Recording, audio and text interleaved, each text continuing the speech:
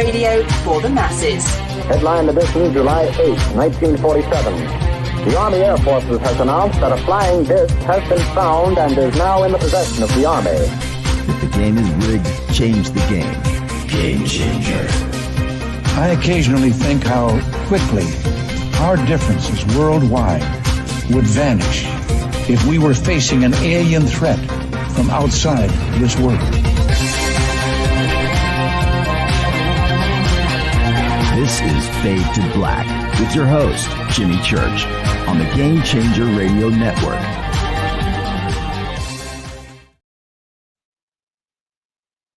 All right, welcome, Fade to Black. I'm lighting incense. I'm late to the show. I've got Varla Ventura on tonight, man. I've got to burn sage. I've got to burn sage in the studio. Let me put this in my Egyptian sarcophagus holder. There you go. All right, it's in. All right. I've never been late. 2,000 shows, and I've never started a show this way. Welcome, everybody. Today is Wednesday, November 8th, 2023. I am your host, Jimmy Church. Lots of stuff going around right now, okay? Lots of things. Right after the show tonight, driving to Vegas, baby.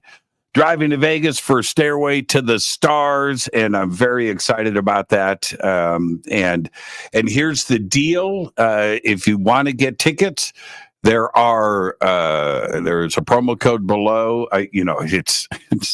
It's right before the event, but there are still some tickets available. I think Area 51 is sold out. I think the gala, we might have a few seats left there for the Sunday night big gala dinner.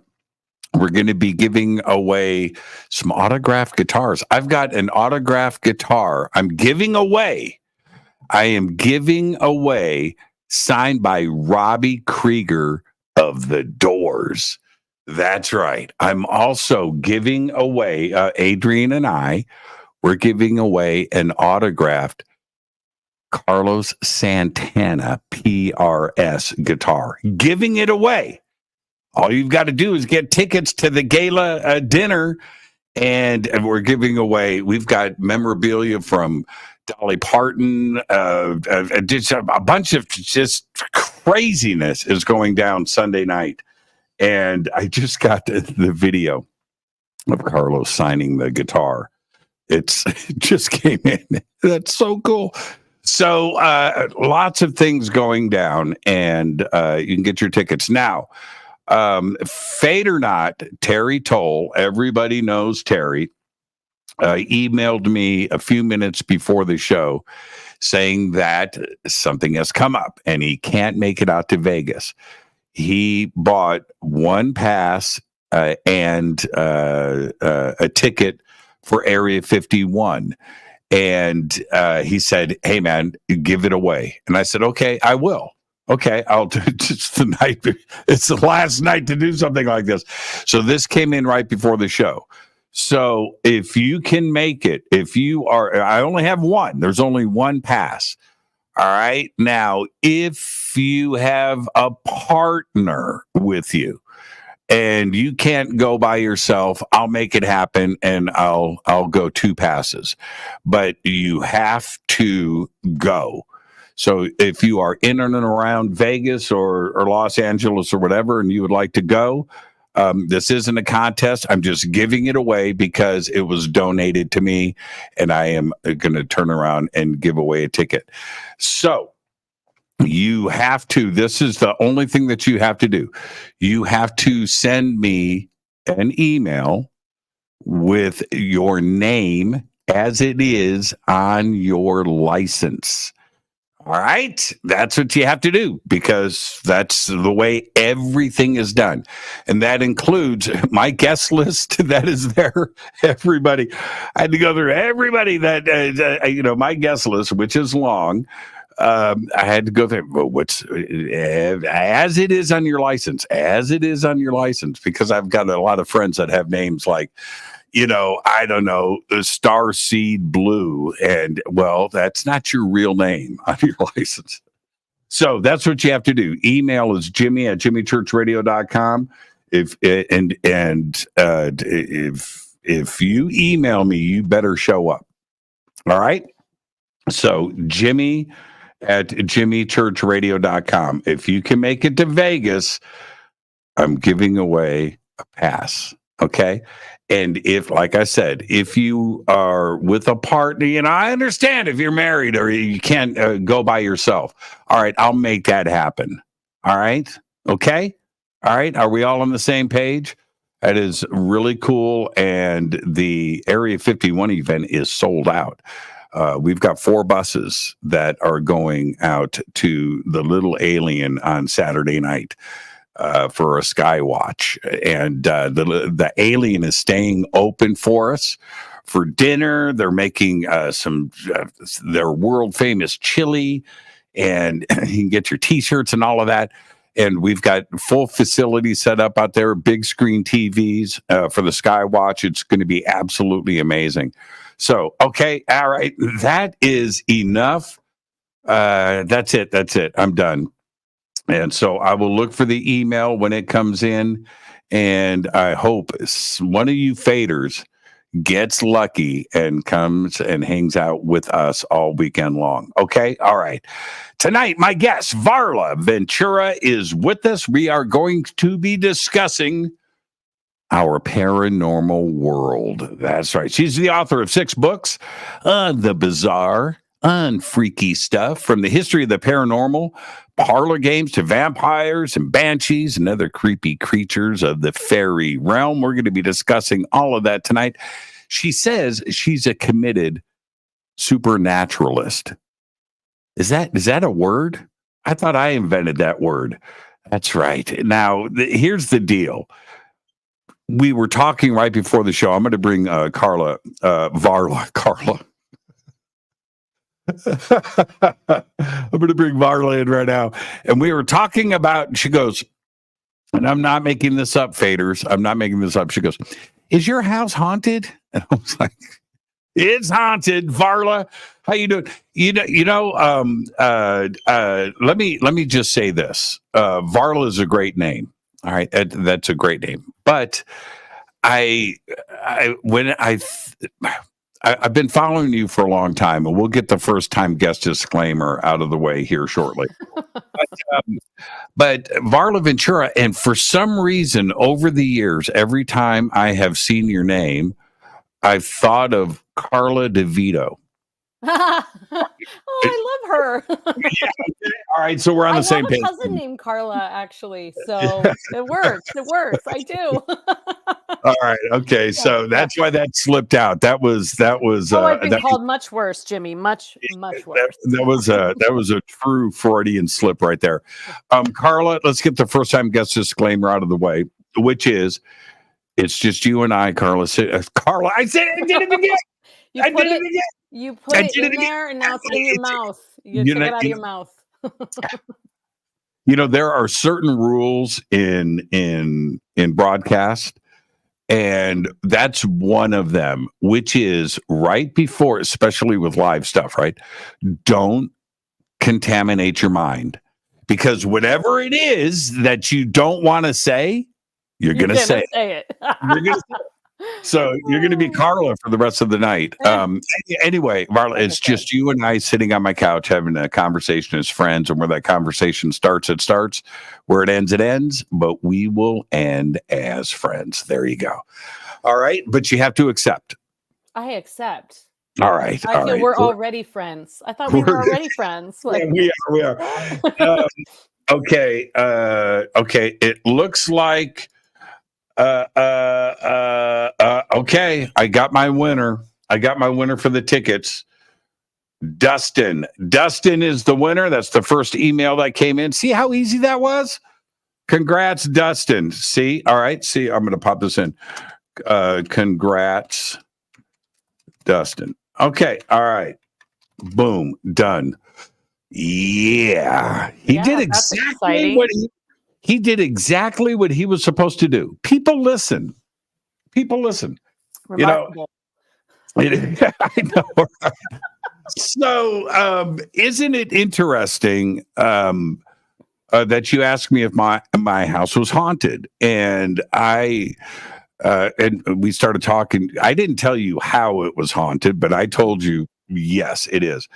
And the fans of this show that have been listening for a while, right after I moved into the house, weird stuff started happening, and I went straight on the air with it. And at first, I've screamed a few times. I'm not going to lie about that. But I've just learned to live with it. And if you want details, we certainly. I'll tell you what's going on here. But yeah, I want yeah. details. Yeah. Well, it got so nuts. And the show, you're my guest, so I'm not. We'll swing back to all of this a little bit later. But after things started to happen, I had friends over at the house. Things are going on when they were here. And I was really happy about that because I live alone. And when I tell these stories, it's just stories. It's the crazy uncle telling a story. It's whatever. But when somebody comes over and something goes down, then I'm like, see, Yeah. it's pretty nuts. It's pretty nuts. And I went public with it, and I think it was more or less my way of dealing with it. But I have chosen not to investigate. I have, I don't want any cameras and stuff. I do have inside of the house.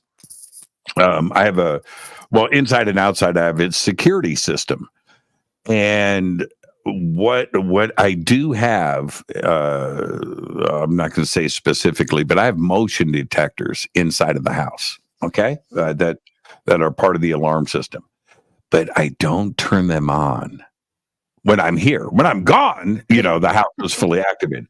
But I don't want to be. Where does Jimmy live? I don't want to be in bed at night and have a motion detector go off.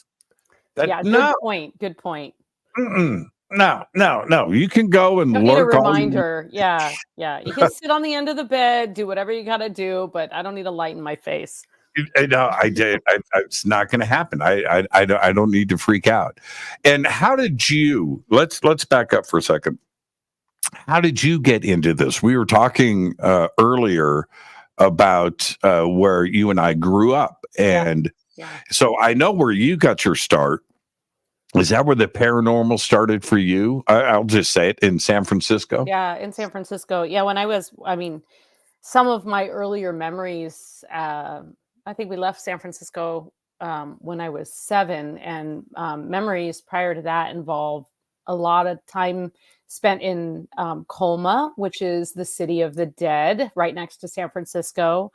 My grandparents lived kind of at the top of the hill in Daly City, San Francisco border.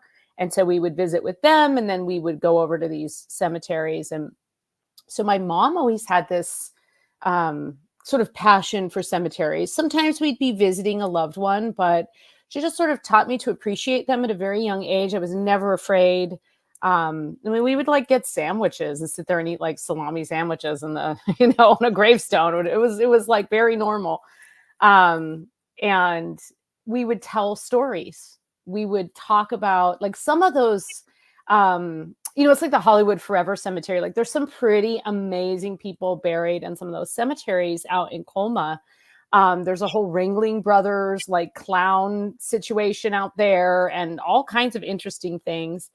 And there's a real dark history of all the cemeteries actually being moved from San Francisco, and supposedly bodies were reinterred, but we all know that didn't happen, and people still find skeletons in their backyard in certain neighborhoods in San Francisco. So there's just a lot of there. So we would tell stories, and we would look at people's names, and we would imagine who they were, and we would try and identify who they were connected to. What were they part, did they know this family? And so that really, that was a very early kind of, very early memories for me. And in addition, my mother was very interested in the occult. And so, I grew up with astrology, tarot. I was pulling Aleister Crowley and Dion Fortune off my mother's bookshelves as a young tween. Didn't really fully grasp what was going on, but understood the poetry of the language, and just learned a lot of the psychic arts, the occult arts at a young age. What about your father? So my father is a Vietnam veteran. He is from Texas, and he ended up in the San Francisco Bay Area because he was stationed in Petaluma. And he met this, voluptuous witch in the 1960s in San Francisco and fell in love. And so he, I think interestingly, he's probably one of the more psychic members of the family. He's very intuitive, but he's a man of few words. So he can be very reserved and he's got a great timing, perfect timing. But he just grew up in a he was not raised religious. In fact, quite the opposite. He's a bit of an atheist himself. Always been a little wild, and he really liked the off-gridness of my family. Moved up to the Sierra Nevada foothills. He liked the off-gridness. He liked the it was the Grizzly Adams era, right? So he liked that kind of chopping firewood and building his own home and things like that. And that suited my, very nature-loving, witchy mom very well. And we children were left to wander in the woods with the one caveat not to fall asleep on the fairy mound. That's what my mom told us. She didn't say, look out for bears. Right. Don't fall asleep on the fairy mound. And she had already, of course, taught us how to identify a fairy mound. So you can imagine all that. That's like before the age of 10 or so. That's sort of the background. I mean, it wasn't quite Adam's family. Adam's family. We didn't live in a big Victorian, and we didn't, all dress in black. But we certainly had a penchant for the unusual. We watched a lot of Adam's Family. We were definitely, the Halloween loving family from a young age.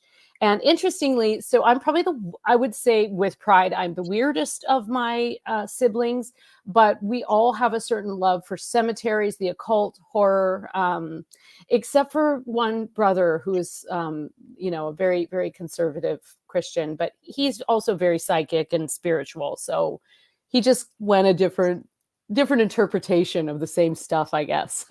Yeah, there's always one in the family.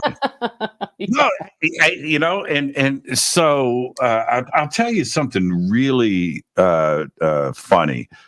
I'm listening to you talk about your dad, and he's a veteran.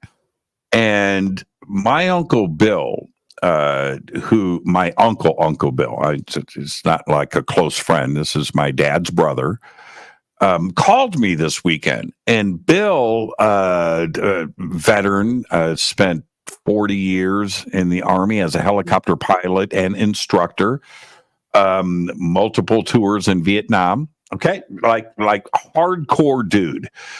But he carried himself in a way that I just looked up to the guy, right? Very smart, but straight down the middle, right? No. He didn't. He was just, he was who he was. And so I'm talking to him this weekend. He calls me out of the blue. How you doing, man? I said, pretty good. And he goes, I've been watching your stuff. And I go, oh, okay. All right. And he goes, and he just got back from Egypt. And I go, yeah. I ended up having a conversation with my Uncle Bill about lost history, about megalithic structures, survivors of Atlantis.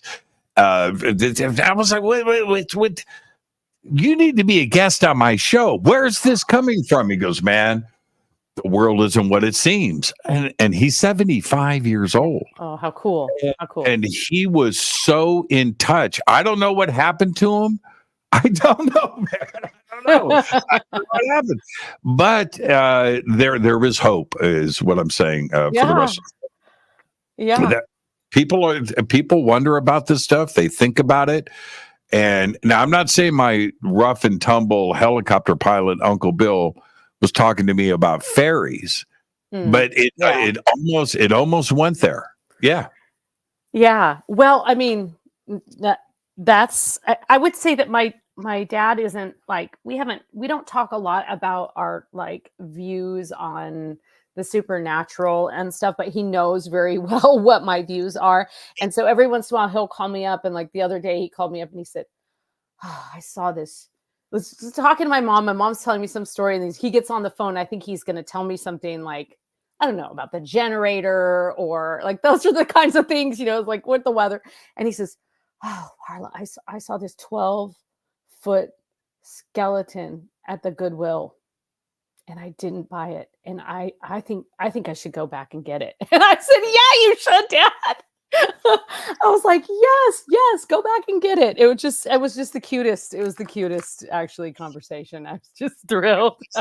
What do we do with this fascination that has happened in pop culture recently when it comes to the supernatural and the paranormal, in that we have all of the programming that you could want on the subject in every genre, right? All of that is suddenly, it seems to be everywhere all the time, 24 hours a day. Or has it always been there and we just didn't have a media platform for people to go and watch it? What do you think is actually going on? I think our fascination with the paranormal and the supernatural goes back, hundreds of years. And in particular, in the United States, it really started around the Civil War. The spiritualist movement is kind of what fed a lot of what we think of, or we thought of as the New Age movement. Now we kind of think of it as a new thought, or kind of just modern spiritualism. But really, that fascination with the supernatural, like when you're talking specifically about the horror and supernatural, not only in literature, but in experience and seances, that was wildly popular in the United States, like wildly popular. It was popular actually all over the northern and southern hemisphere. There was a huge spiritualist movement in Australia, in Europe and the British Isles and in Ireland. But in particular in the United States, we sort of there was a interest in to just be clear, spiritualism. So like, since time immemorial, we've wanted to connect with the other side. As soon as we realized people die, we've been trying to make contact with some kind of divine spirit, with some kind of otherworldly thing. I mean, Greek mythology talks all about constantly trying to go into this other realm, or you have Inanna and the 7 gates of hell, where you're trying to like get down and descend and crack the mystery. So that's totally ancient, right? But then you have the idea of spiritualism, which was a little bit different. It was just that not only could you make contact with the dead, but that you could actually get advice for the living and for like ways to live and conduct yourself. And that was a little bit different. Getting messages specifically from the dead, like, ghost to person. And so in about the 1840s, it really started to become widespread. But in the United States, it completely took off in 1865, post Civil War. And that's because you had a nation in mourning, and you had people who desperately, weren't going to speak of veterans. You were never going to see your loved one again. You don't know where they were buried. They didn't always ship the bodies home. So you are lost. You're lost without your brother, your mother, your father, your son, and you're desperate to make contact with them. You combine that with also at the same time, you had Mary Todd Lincoln in the White House, who had lost a child. She had actually lost more than one child, but she lost a child right around that era when they were in the White House. I believe his name was Willie. And so she began conducting seances. There was a famous group a couple of famous psychics that she would call in. And in the Red Room in the White House, she would conduct seances because she really wanted to know that there was something after death, that she could make contact. And so you kind of had this obsession was born out of this desire to really make sense of death. And it became very widespread. It actually had another spike in popularity post-World War I, when again, you had this mass casualties. And so I think like that now you add to that, like if you take spiritualism started to fade in the 1930s. You had people disproving a lot of the tricks, because also spiritualism was rising up at a time when there was like, electricity was new and telephone machines were new. And so there were all of these things that were outside of your normal way of thinking that were happening. And so there was an open-mindedness that kind of came with that. And of course, there was trickery involved. And so people were taken advantage of. And so by the 1930s, there was a lot of effort to kind of sort of make it clear that a lot of these people were quote unquote faking it. And that in itself and then we have the 50s. Like I can't explain the 50s, but then no one can. No, you're right about that. You're totally right. Glitch in the Matrix. I want to swing back. Yeah, right. Exactly. I'm going to swing back to the history part where I'm interrupting right now.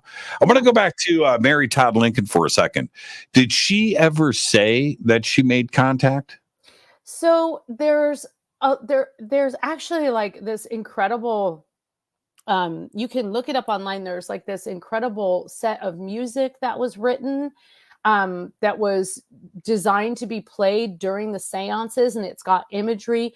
Contact was made repeatedly. Contact was made. Some say that there was contact with Willie. I mean, she continued to do it. She actually, very interestingly, never claimed to be a spiritualist. In fact, said she wasn't a spiritualist, but that she thought that this might be a means to get some answers. So she kept it a little vague, but she didn't define herself as a spiritualist. Some people went whole hog with spiritualism, and they moved to spiritualist communities and, were really kind of heavily involved in the spiritualism as a movement. But many people, especially Victorian era well-to-do women who had parlors, would host, and they would host actually all manner of guests. They would have these salons, and they would host spiritualists. They would host like the Fox sisters, who were the biggest charlatans, and they kind of damaged a little bit of the spiritualist reputation. But these same people would host Frederick Douglass and Susan B. Anthony. So you actually had a lot of people who were suffragists and abolitionists who were involved in the spiritualist movement in the earlier part of, in like the 1840s and 1850s. And then as we moved into the 1860s. So Mary Todd Lincoln didn't identify herself as a spiritualist. I don't know if there's any writing that she did. There's a lot of, media. There's a lot of speculation about what she saw and what she was trying to get out of it. But we do know, and I think that there are many people out there that can relate to this, but when you lose a child, there's no end in sight. So you're going to grasp for all the things that might give you a connection to that. So, yeah, for sure. And Lincoln apparently attended a few of them.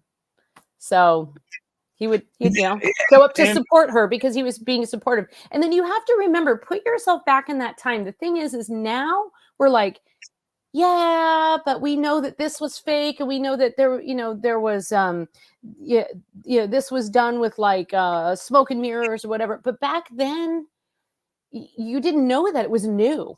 It was new. No, It was like you didn't. yeah.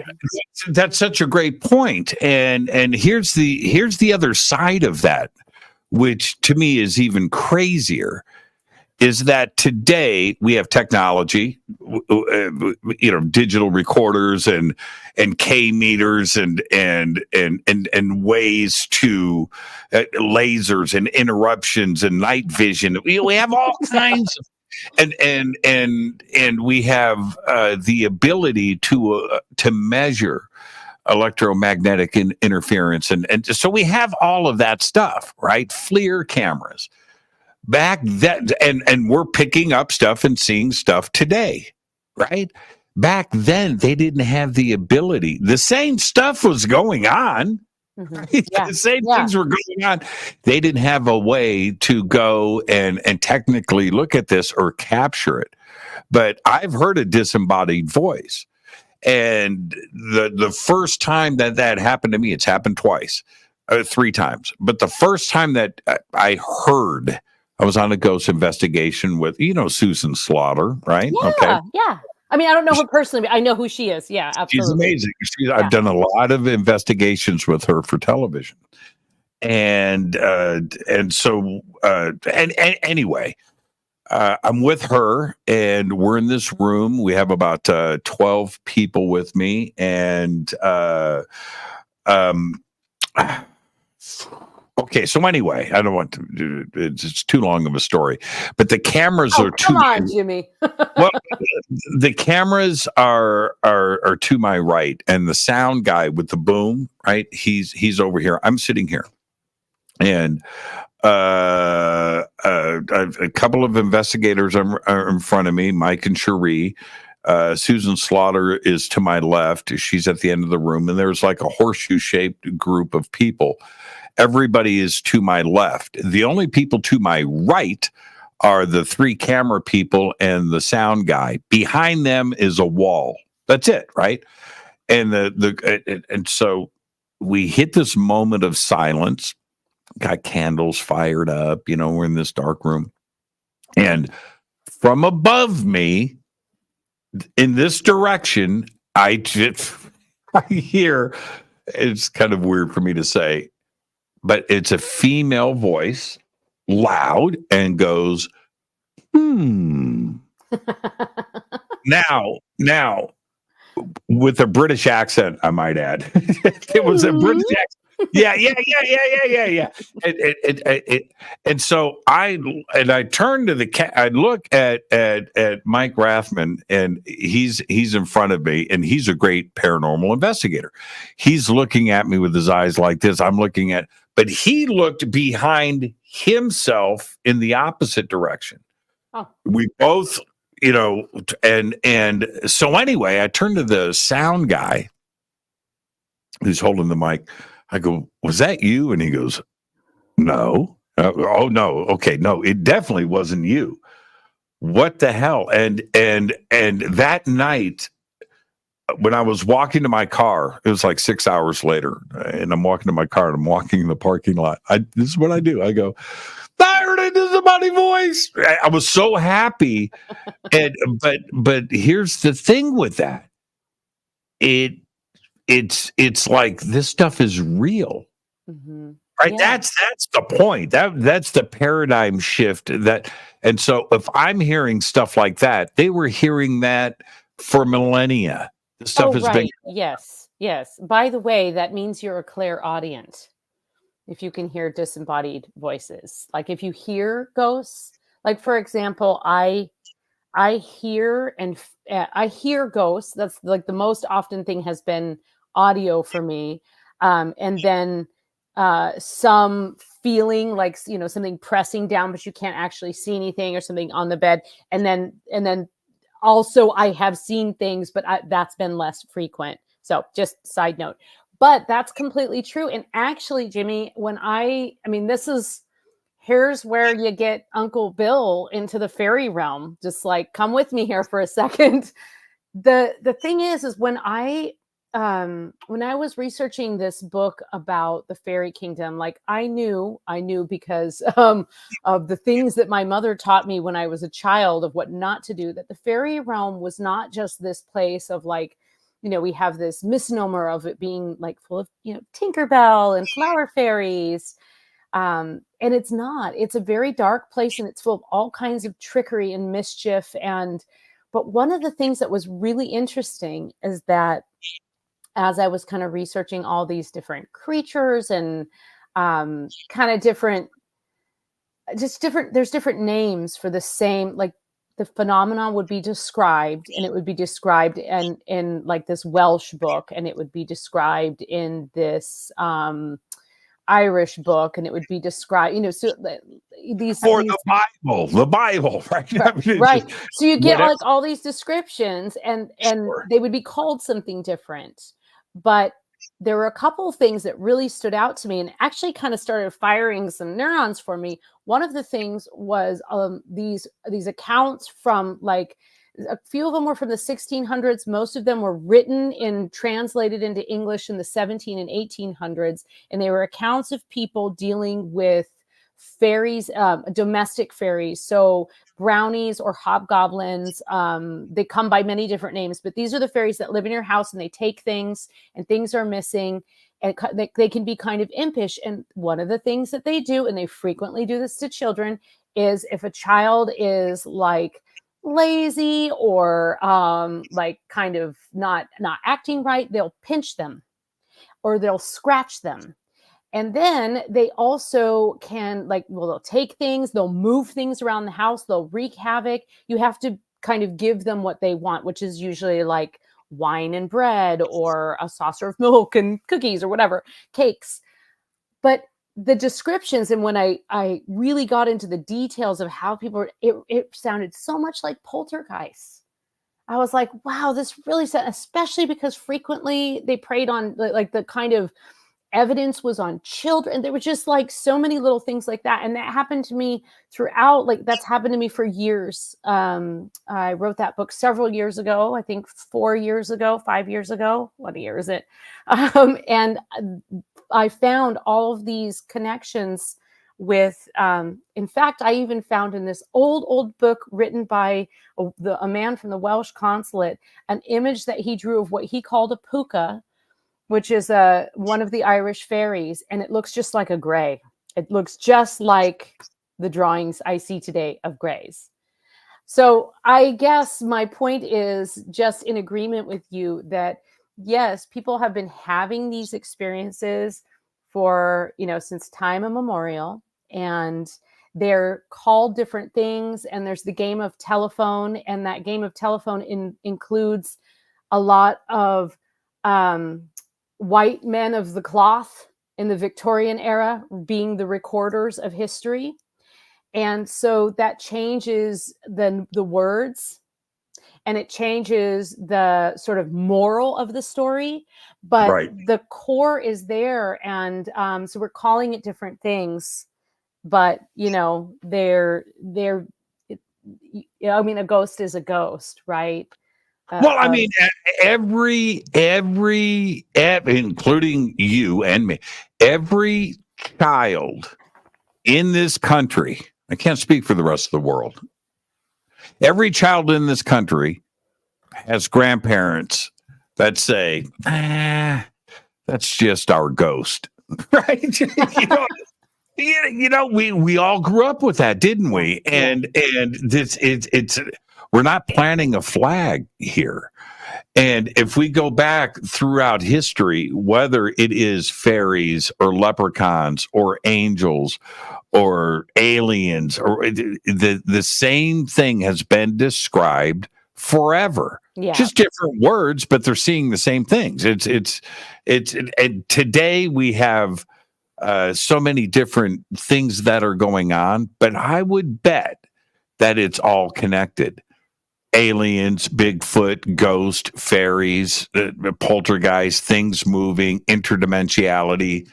You know what I mean? Parallel worlds. Oh, sure. Yeah, well, I mean, It's if you dig heavily into, like, just the Celtic lexicon and the real descriptions, not the glorified, paganized, Wiccan versions of the holidays, which I have nothing wrong with those, but they're again a very, very filtered version. If you get into, you really start listening to some of those original Irish myths and the stories and the retellings that have been happening for centuries, you find some very, very dark and different stories. And you find this lexicon.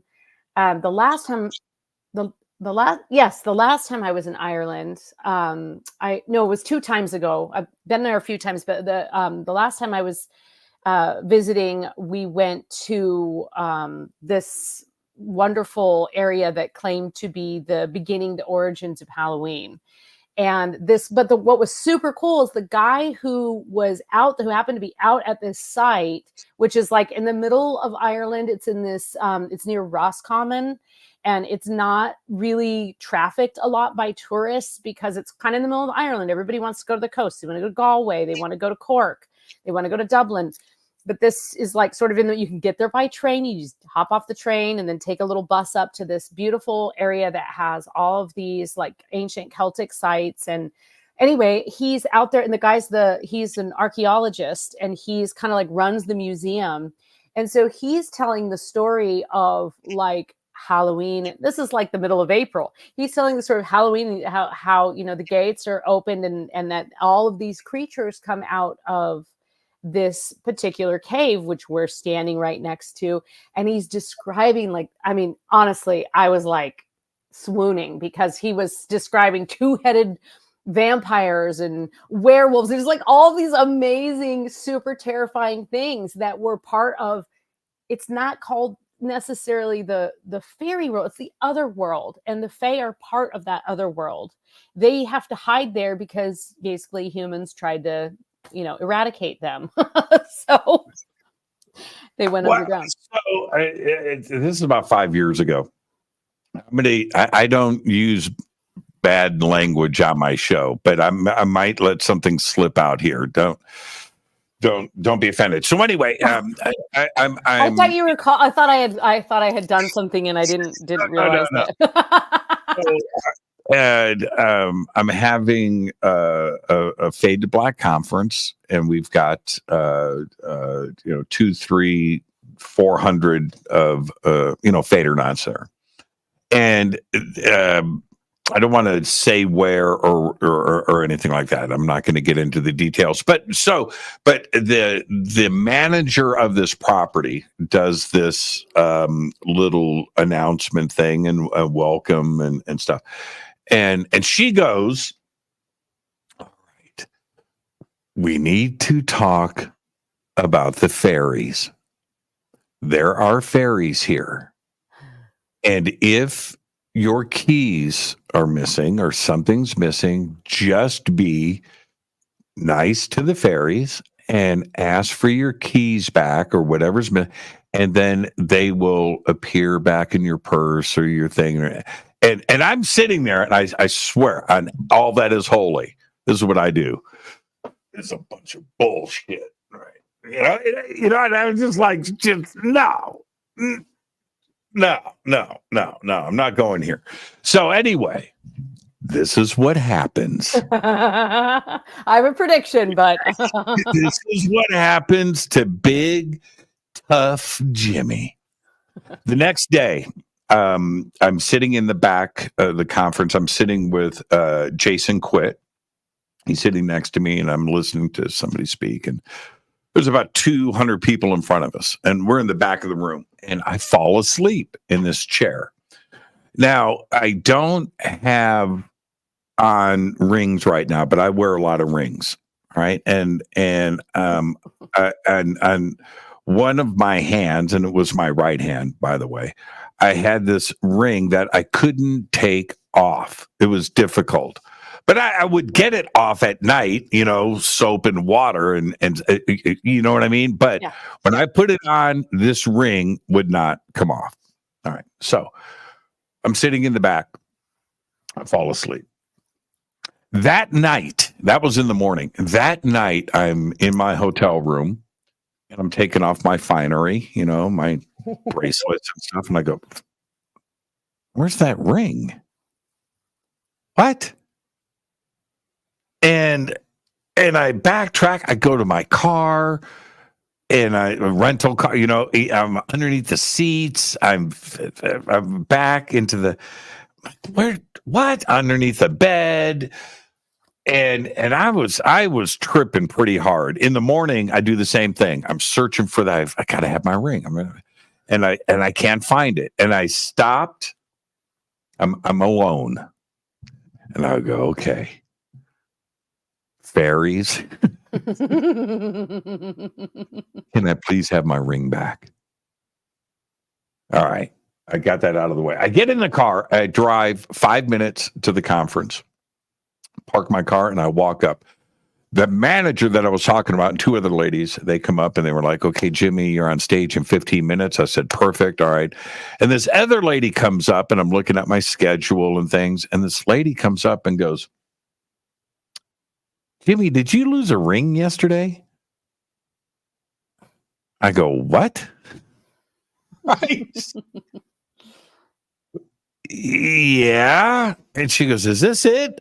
And she holds it up and I go, yeah. 5 minutes after I asked for it to come back. And I said, where was it? She goes, somebody found it underneath the chair that you were sitting in yesterday. Found it under the house. Now, I don't know, right? Now, I'm going to leave it right there. But my mind at that moment went two places. One, fairies are real, right? I had to tap out on that one. And the second thing is I'm thinking my hands hanging down. There's a couple of fairies, pulling on the ring. And I came on the air on that Monday and I said, fairies are real. Okay. All right.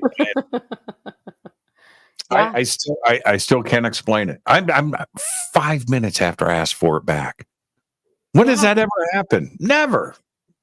Unless it's interesting because your initial response to the be nice to the fairy, that's really common. And the funniest thing to me is that I'll be in a room full of people who believe that they have an implant from an alien abduction.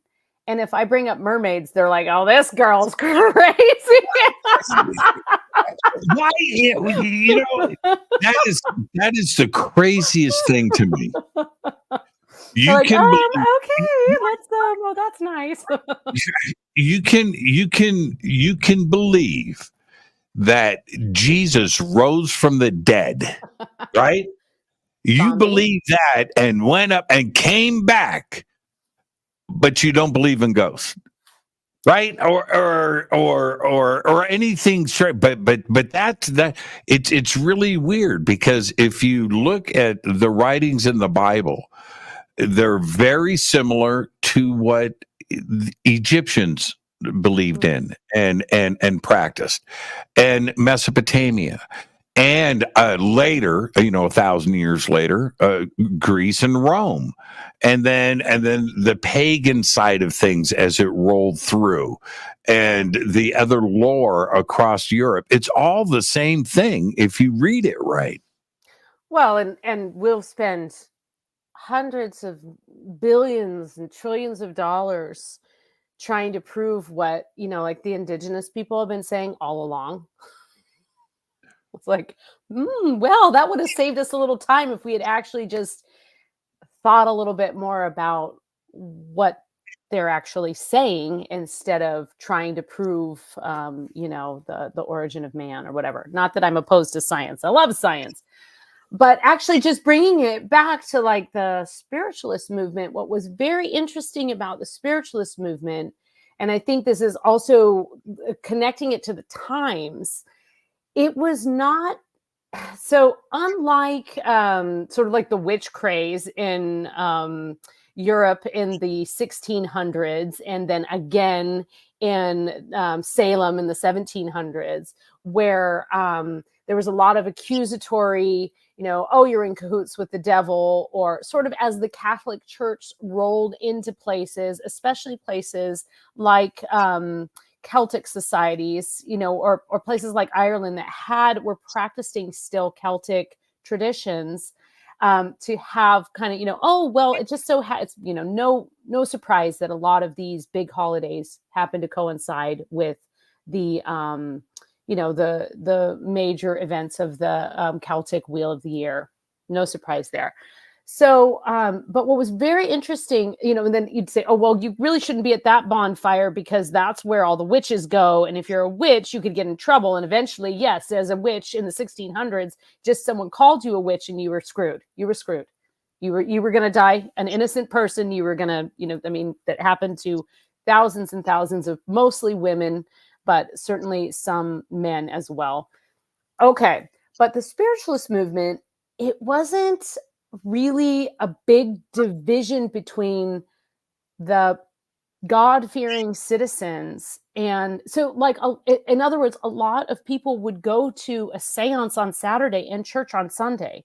You always have the extremes, right? You always have people who are extremely pious, and who don't believe in any kind of devil boards or whatever, you're always going to have that. You have it today. But really, it was not necessarily seen as an abomination, or as this big negative anti-God thing to be going and sitting around and trying to make contact with spirits. It wasn't necessarily that you had to be in one camp or the other. Case in point, Mary Todd Lincoln, right? She didn't say she was a spiritualist. And then because she was a figurehead, whatever the figureheads do, the population repeats. That's Nancy Reagan. Look at what she was doing in the 70s. Yeah. Yes. Oh, and in the 80s, yes, she had an astrologer. And Jean Dixon. Jean Dixon. Yeah. Jean Dixon. Yes, absolutely. And Sylvia Browne was a big psychic during that era, and maintained a long career. And they were kind of like those. So I know that people get a lot, Sylvia Browne gets some flack or whatever, but I really respect her. And I think that what the spiritualist movement really gave us, and I know that we're kind of coming to, you have to give me the signal if we come to the time. I'll give you one of these. Yeah. Okay. What the spiritualist movement gave us that we still have today, it really allowed, in particular, women to do things that they weren't otherwise allowed to do. Women were expected to marry, usually someone older than them, usually someone they didn't have a lot of choice in it. If you didn't marry, you went into a life of servitude, or you were already born into a life of servitude. You could be a spinster, you could be a teacher for a while, but your goal was to get married. Or you could be a whore. That was another option. And then occasionally you'd hit it big and you'd get somebody who, like Lola Montez, who could tour the world dancing, or you were an opera singer. But your choices were really limited. Mostly you were aiming for a decent life as a housewife.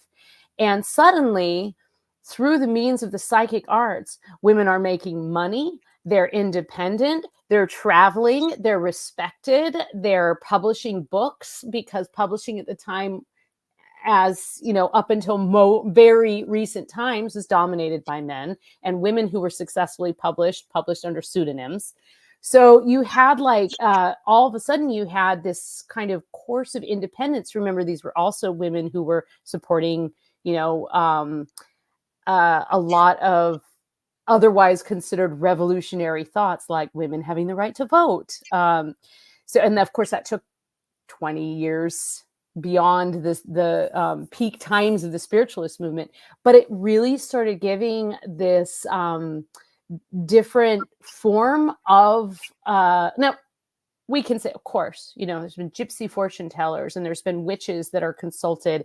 Always in every society, you have your shamans and your your magic practitioners, your wise people. But this was different. This was. Let me jump in before the break. Why is it because this type of, especially in the spiritual movement, we see the female domination there? Why is it that we are comfortable with that?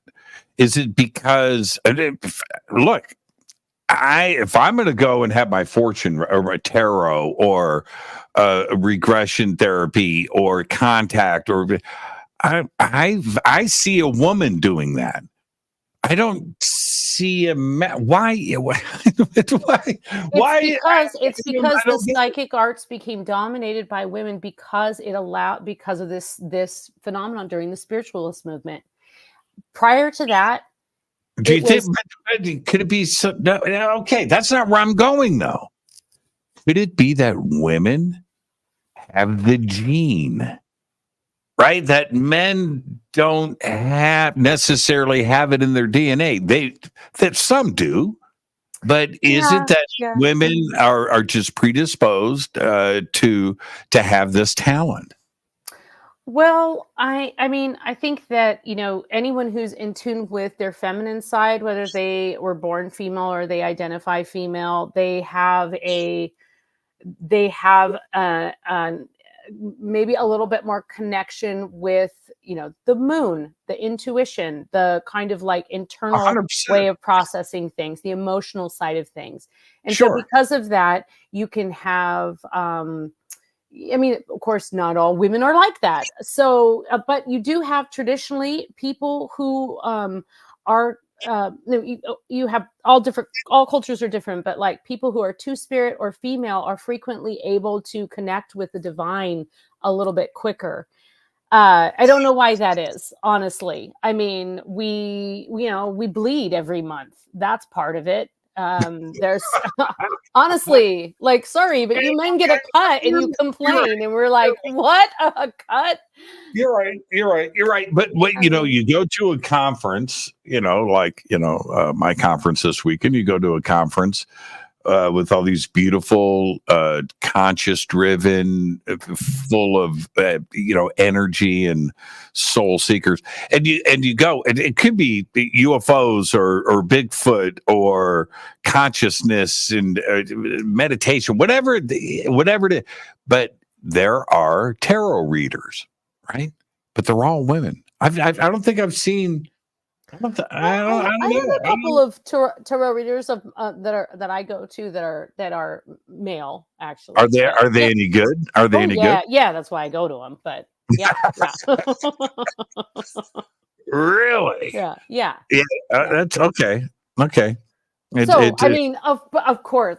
Right? Like blanket statement. Of course, there's always exceptions to that rule. But I do agree. That it is today.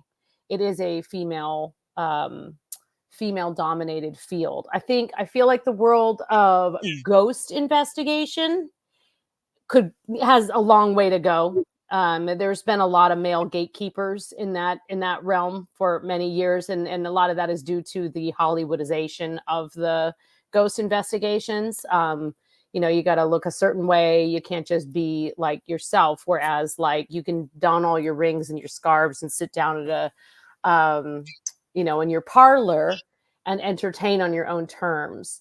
But I think that there were some things that happened historically with the psychic arts that really set women up for success in the psychic arts. It became another avenue so that we were able to tap into our intuitive gifts and use them instead of having to suppress them.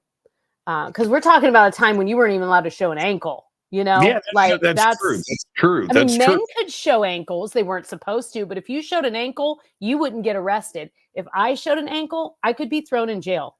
Yeah, for showing an ankle. So it's a little different. Yeah. and since we're just going down this road, men, okay, problem solver, pragmatic. They're always going to think, how to use the hammer and nail, where women are intuitive. and protective, and they have a different way of looking at things. And so if we look at it in the paranormal world, what do you have? The investigators that are going in, the men with all their gear, right? They got the thing, they got the lay, they got the fleer, they get, and they're tactile. Yes. They've got their way of doing it. But who is the spiritual contact? The medium is a woman, and she's making the spiritual and they're doing this investigation together. And it's not. I'm not inventing the wheel today. No. I see the difference, and you need both. You need the feminine and the masculine, and we both have our roles in the paranormal. Yeah. And it's interesting too, because you think about you think of a paranormal investigation today, or a gathering, like you're gathering this weekend, and you think of like the melding of minds, and then you take it back to like 1840, and you think of these like very buttoned up men who controlled the money or whatever. And then the wife is like, I want to bring in this medium, she's from Eastern Europe or something. And he's like, oh, no, all right, dear, I suppose you can try. It's just like it's really like, it would be so interesting to actually witness a conversation. Like, we can imagine what that was like, but to witness that conversation, because honestly, it was happening. It was happening. It was becoming this thing, and it was totally driven by women. And yet it was a time when, on the books, women had no rights. On the books, there was like, check out this comment. This is so spot on the money. I don't flash this up too often, but this is from Kurt. He just said, women, tarot cards, and sacred geometry. That's exactly what we're talking about. Yeah. Totally. They blend over, okay, all right. But we the line in the sand is there. Yeah, let's take our break. Our guest tonight, Carla DeVito, is with us. The one and only. We'll be right back. More with Varla after this short break. Stay with us. This is Jimmy Church of Fade to Black. Please visit all of our sponsors. We're taking a quick break here. All of the links are below. We'll be right back. Join us November 10th, 11th, and 12th, 2023. Live at the Luxor Hotel and Casino on the Las Vegas Strip. As Disclosure Fest Foundation and Fade to Black Radio presents Stairway to the Stars, a Human Origins Science and Technology Expo. With live talks, lectures, and workshops by world-acclaimed researchers and authors, featuring topics like human origins, ancient technologies, indigenous teachings, workshops, a mass meditation, yoga and sound healing, music, and so much more. This is Jimmy Church, by the way, and I'll be your host all weekend long. Don't miss our intimate sky watch and meteor shower over the infamous Area 51 airspace in Rachel, Nevada, with special surprise celebrity hosts guiding us through the night. This event will sell out. For more information and tickets, please visit disclosurefest.org.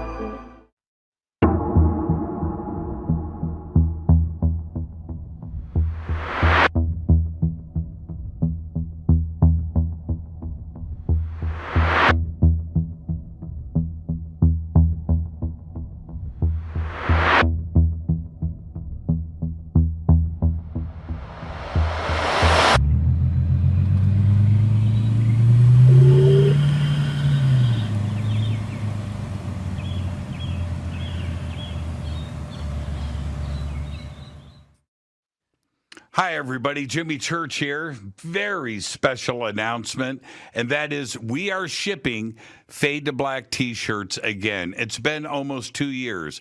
We did a full upgrade to the website, so you can head over to jimmychurchradio.com.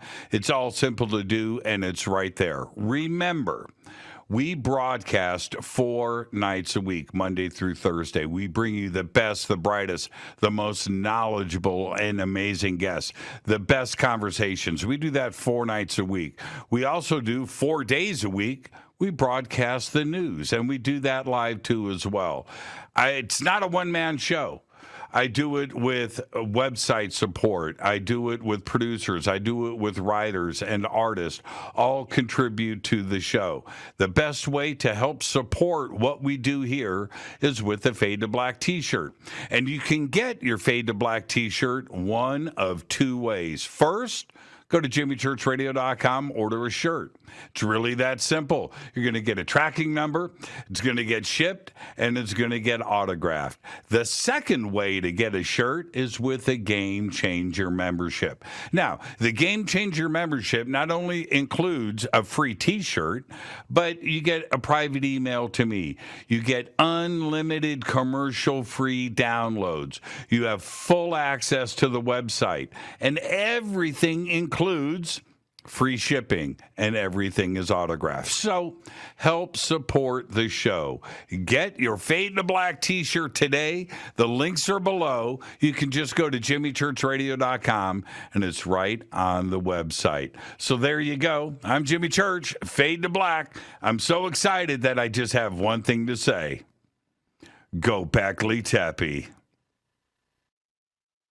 This is Robert Clotworthy, the narrator of your favorite television show, Ancient Aliens.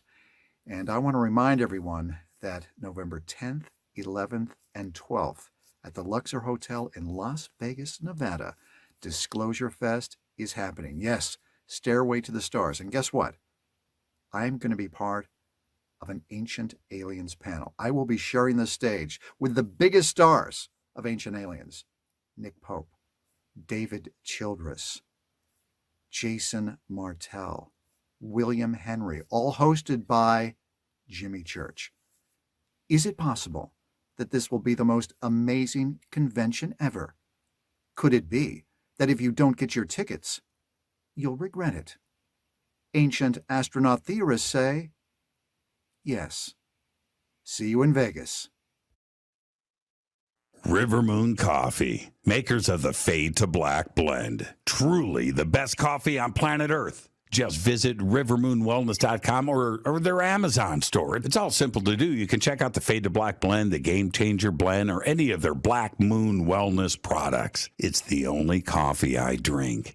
It is the best, and it's Doc. Again, rivermoonwellness.com. All right, welcome back.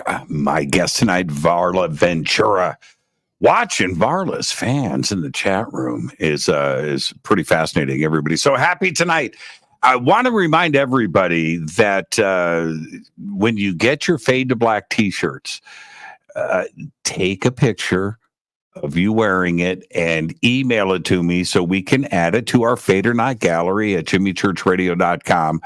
And you can join the hundreds and hundreds of people that are there, all the Fade or Nots, proudly wearing their Fade to Black gear. And I've got to tell you, one of the joys of my day is signing Fade to Black T-shirts and sending them out. I just can't tell you what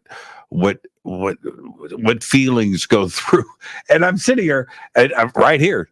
There's my Sharpie, and I'm here in the studio, and I'm just it's just crazy fun for me. So please take your pictures, email them to me, and we'll get them straight into the Fade or Not gallery over at jimmychurchradio.com.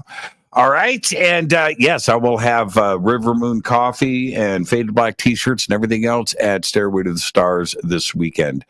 And there you go. I'm going to bring in Varla. Oh, I wanted to catch you sipping your coffee. That was pretty good. Oh, you got to stop. Okay. Funny that you think it's coffee. Right. Well played. Well played.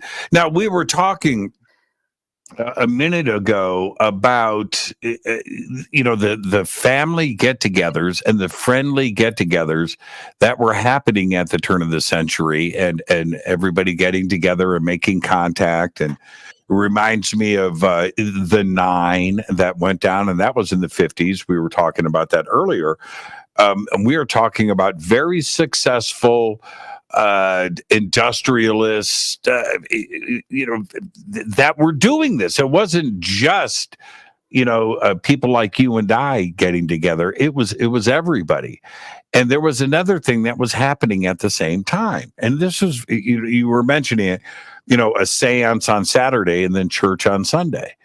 Well, another curio case, right? Curiosity case, a curio shelf. And people would have, come over this Friday because we just got a mummy. Right? Yeah. You're real rich if you got a mummy though. Like that was like, yeah. And so and it was called a curiosity case or a curio for a reason. Yeah. Shrunken head, whatever, stuff that was on this on display in homes across America. And it was a fascinating thing. To go and not only study this, but once you learned that, I don't know why the tradition kind of faded. You know what I mean? Replaced by, I don't know, teacups. Teacups. Yeah. but those shelves were full of some pretty crazy things, weren't they? Yeah. Oh, and there were definitely some odd items that you could get during the hair art, the Victorian hair art. That always just, I found that to be kind of disturbing. Sometimes it would be the hair of a deceased loved one and you would like weave it in, but also it would just be like hair, and people would just make these like really elaborate flowers and things. And then it was also completely considered normal to take death photos. So especially of children, so you would have like this memento of them, like the last photo or whatever. And so people would be like sitting up with a corpse and they'd get this like, I shouldn't laugh, but it's kind of, it's kind of, can you imagine if you just like try to get a selfie in a open casket situation today? Like that would just be so crude. Right. But you're right though. And you go and you see these pictures, right? It's like they're like leaning to the side, and then you're like, yeah. It's like taking your picture with a wax figure at the Madame Tussauds or something. You're just like, and they're like. I mean, I can't to think of it's twofold. I love Egypt. I just got back from my second trip there 2 weeks ago, and the culture there, I love it so much, and the people, and of course the history and everything else. There's that part of it, and then but if we go back. The last, go back 100 years ago, 200 years ago, and the desecration of the temples there, the digging up of graves and tombs and pulling the mummies out because you were selling them. And they were for sale all around the world. And I don't know how many mummies were imported into the United States, or how many statues, or funerary vases that were full of organs from somebody, but sold, and put on somebody's shelf, and sacred items that are sitting on somebody's curio cabinet, or and that extends to First Nations, Indigenous peoples around the world. 100%. Yep. And thankfully, there's a bit more of a conscious movement. I just read a story recently about there's a museum in Edinburgh. It's like the Royal Museum of Edinburgh in Scotland, returning a totem pole to a Coast Nations tribe in the Pacific Northwest. I think it was Salish, but I can't remember. And like basically the thing was cut down, and those are huge. I don't know if you've ever seen one in real life, but they're huge. They're like 2 stories high. They're very tall. They're very elaborate. they're very difficult to mistake for anything other than an incredibly important and sacred object.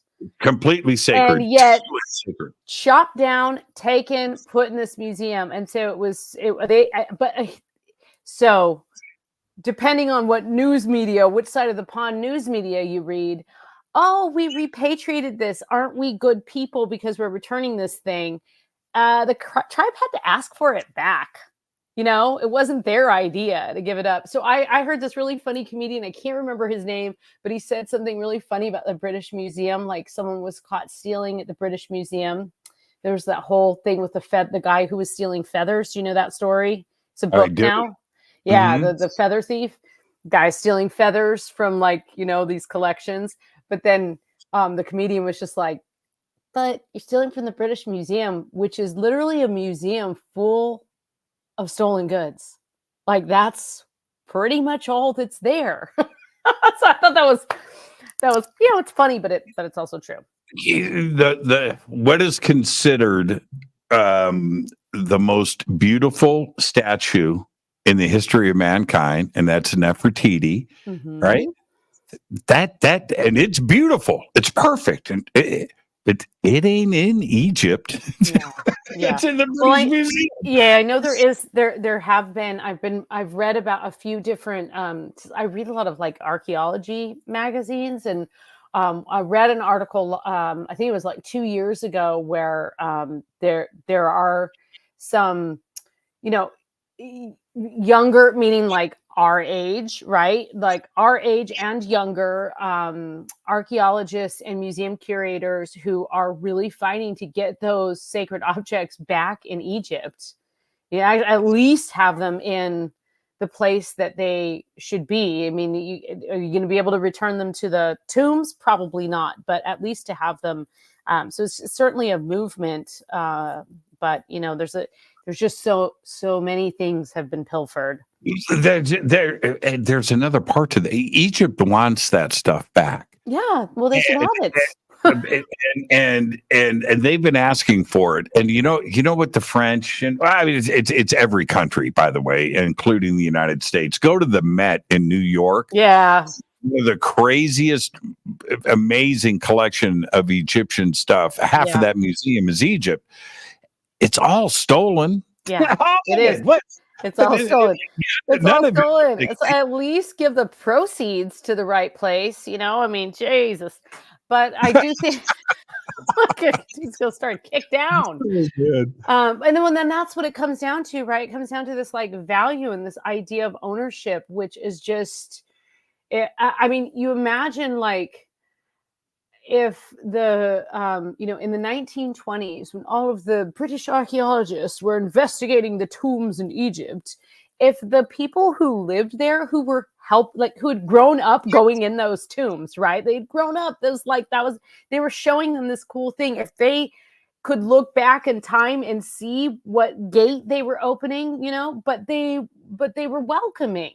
Right? They were like, well, of course, we'll show you where these things are. And as is the custom of the culture, right? They're very, very kind and welcoming and yeah, sit down, have some tea. Let's and so I don't know. It's the same story. It's the same story, different year. I mean, what if Egypt, suddenly. What if Egypt said no? Yeah. There you go. Back in time. It's announced on New York Times and CNN and Fox. Egypt wants all of their mummies back. and how many, thousands of mummies are in the attics of American homes. Oh, that's right. That's Grandpa had that mummy up. And then people were like, they don't mean me, right? They don't mean my mummy. Yeah, right, exactly. Because I paid good money for that. I just got this in. I just want to share this with everybody. Okay, I've been talking about this. It just happened a few minutes ago. This is the guitar. It was just signed by Carlos Santana a few minutes ago. Look at that. Oh, how cool what is a beautiful signature. It says Carlos Santana love. Love. Giving this guitar away on Sunday, it's such a It's a you beautiful know guitar. I just had I'm leaving to Vegas in a few minutes, and so I just wanted to pop this out to everybody. This just happened. I got the video of him That's amazing. Yeah, crazy. So come and hang out with us in Vegas. In Vegas, have you been to the Haunted Museum, the Zach Baggins Haunted Museum? I have not. You think you'll go? You know how many times I've been in Vegas in the last 2 years? A lot. And I've heard about this museum, and I have friends that are going there this weekend. Yeah. I'm gonna try to get to go if you can. I recommend it. It was like the one thing I did off like conference, and I totally enjoyed it. Upgrade to the VIP because you get a t-shirt anyway, and you're probably going to want a t-shirt anyway. It's interesting. The reason I asked though is because I went with two people when I was in the conference at the Spaced Out Radio gathering in May, and I went with two people, both of whom have like kind of varying experiences. One of them is Paranormal Road Trippers, Merle, and he is like very in tune with he's just really interested in ghosts. And then I went with Merle and Preacher, and interestingly, after the fact, we had some conversations. Like I thought that there were a lot of effects happening in that museum, like special effects, designed to make you feel like things were happening, and they didn't feel those effects. And I don't want to say too much because I kind of just want to know what happens when you go. Because I want to talk to someone and just ask, okay, so, but you got to do the upgrade, you got to do the VIP, and you got to go in the basement. Okay. For your people who go, I just want to ask them, like, did you experience this and this? Because that is so common with paranormal experiences. And I think everyone in the audience this is like the thing they can relate to, is that when you're really having like a paranormal experience, at least in that initial, like when it's initially happening, you're not thinking, oh, cool, I'm having a paranormal experience. You're thinking like, did that happen? Was that you? Your logic kicks in. And so you actually frequently are like explaining it away to yourself in the moment, right? Like you're just like trying to figure out logically if this happened or this didn't happen. And so that happened with that museum. Like we all kind of had different experiences. And then I just assumed everybody had the same thing that I had and that it was part of the museum experience. And then it turned out. Right. That is so interesting. My house specifically, okay, it's alive. All right. But I just deal with it. And so I have it's about a year ago, and I do a lot of dinner parties, right? I have friends come over. That's delightful. You should invite me. You are so invited. And so anyway, I've got friends that are coming in from out of state, and one of my oldest friends in the world, Lisa, who's probably listening. I think she might be on her way to Vegas, but anyway, she comes in the car. And I've known her for about 40 years. I met her in the mid 80s sometime, and so she arrives to my house first in the afternoon. And she's helping me out. And then another friend of mine, his name's Ken, he shows up. He flies in from the East Coast, and he arrives. And it's like 3:30, 4 o'clock, and people are starting to arrive. But he says, Jimmy, I want to go see Skunk Works. I said, all right. So, yeah, let's just jump in the car. It's right down the street. So I turned to Lisa. She's, the house is empty. I said, Lisa, the house is yours. People are arriving. Yeah, you guys go. I said, okay, we'll be gone for about 30 minutes. So we jump in the car. We split. We come back 30 minutes later, come in the house. Lisa comes running up. Somebody's in the house. Somebody's in the house. I said, what? I was sitting, I was watching TV. I was on the couch, and there's footsteps upstairs. I said, I told you this place is haunted. She goes, and I said, Lisa, that's where the tile floors are in the bathroom upstairs. And I walked her upstairs, and I said, that's where I listen to the footsteps every night. I don't react. She lost her mind. And it's one of those things where did you like you're saying, did you hear that? But she heard it. And I've been trying to tell people about what's going on. And by her saying that, like you with your friends, tells me I'm not crazy. Yeah. Right? And it's so rare to have. Well, I think it's rare. It's rare for me, but maybe I just spend too much time alone.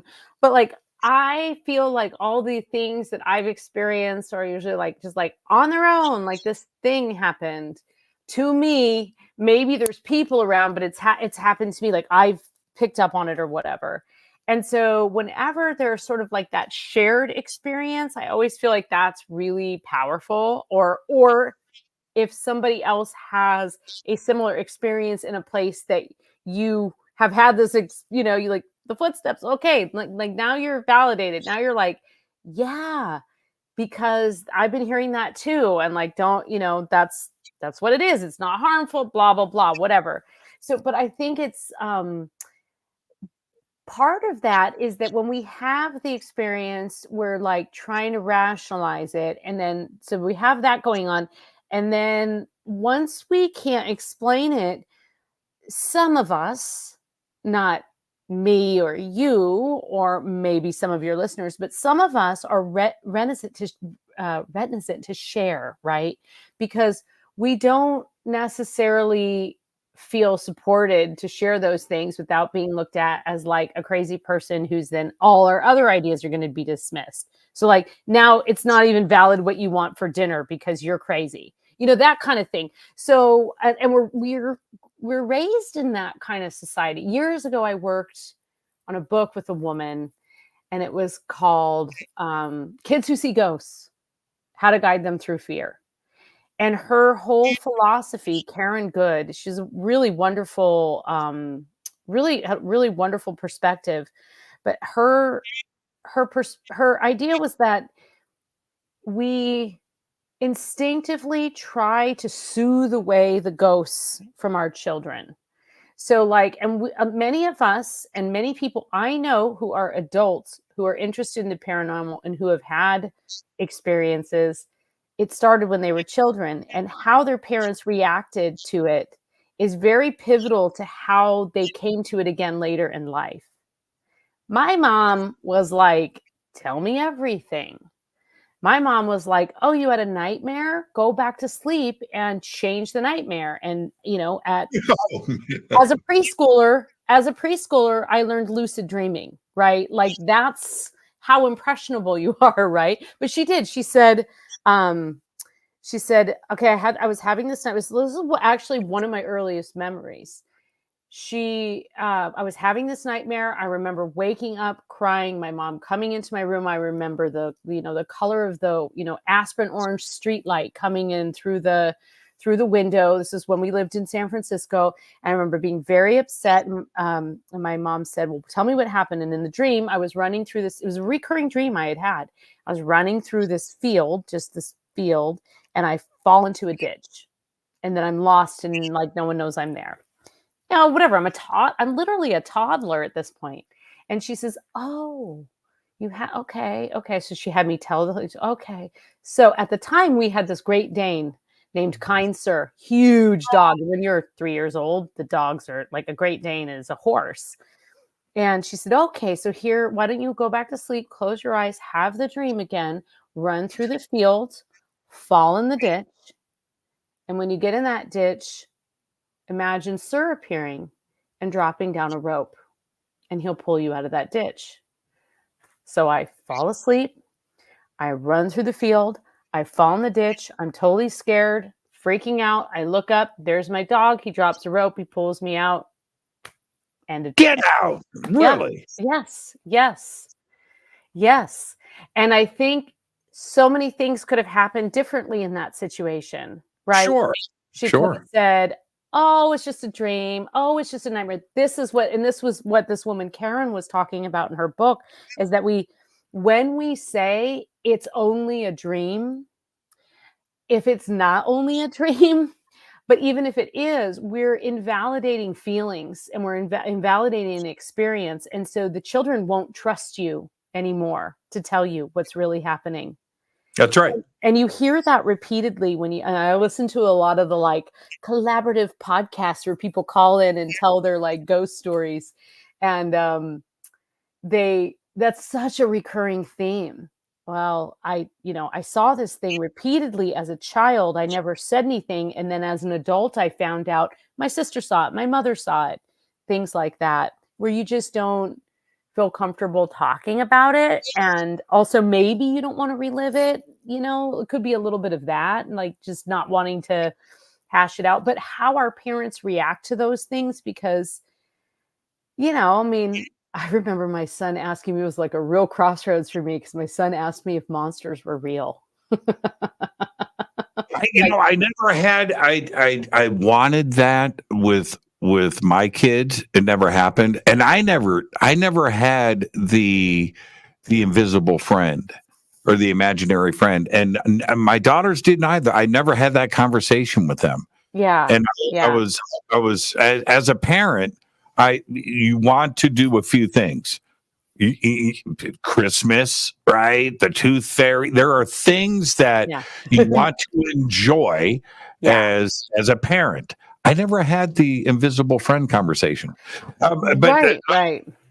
Let's stay with the dream thing for a second. I believe that the world that you are in your dream is just as real as when you're awake. It's just another reality. That's my take on it. And we don't do enough of scientific research into the dream state or parallel world or something. That is the other world. That is the other world. That is how you access the other world. That is like the way that you kind of tap into any kind of other realm. And I mean, I honestly, Jimmy, I lucid dream to this day. It's the best. I love lucid dreaming. I do it. Suddenly, you're in this terrible situation, and then you just go, wait a minute, I can change this. Well, I did. Okay, so I approached it before I started talking to dream experts and people that really knew a lot about this stuff. I dealt with it on my own terms, and what I was able to do this since I was a kid. I do it to this day. I can pick my dreams. So before I go to sleep, if I choose to. I don't do it every night. I used to do it every night. I go, okay, I'm going to do this one. I know exactly where to pick up, where to jump in, how to get there. Yeah. And I would redo it. Now, later on, I love it, man. Great.